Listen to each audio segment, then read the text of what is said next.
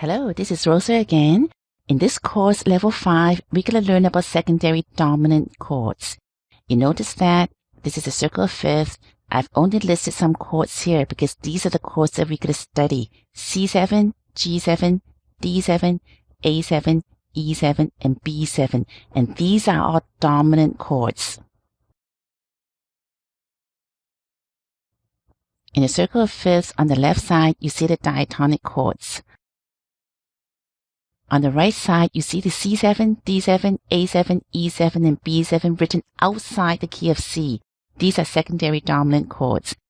And you also see the Roman numeral notation so that you know how these secondary dominant chords are derived from. I will also show you a simpler way to write the secondary dominant chords.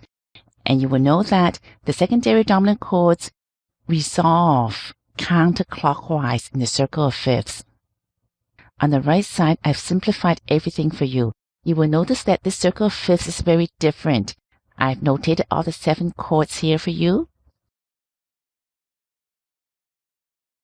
Here are the secondary dominant chords, circle of fifths. On the left, you see all the 12 keys, all the 12 dominant chords.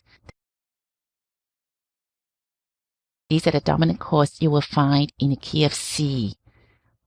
1, 2, 3, 4, 5, 6. 1 is a primary dominant chord.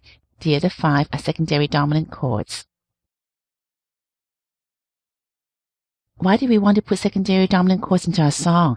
They add excitement, they add drama, they add tension, they add a lot of color into your song.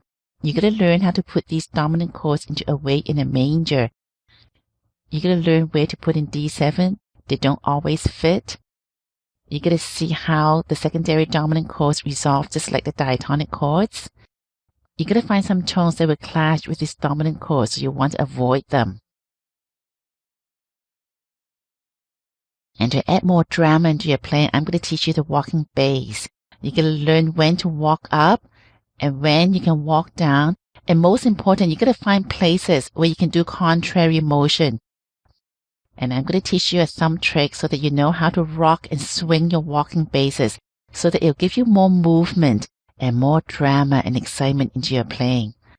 Alright, let's take a look at some of these video clips and I will see you in the course.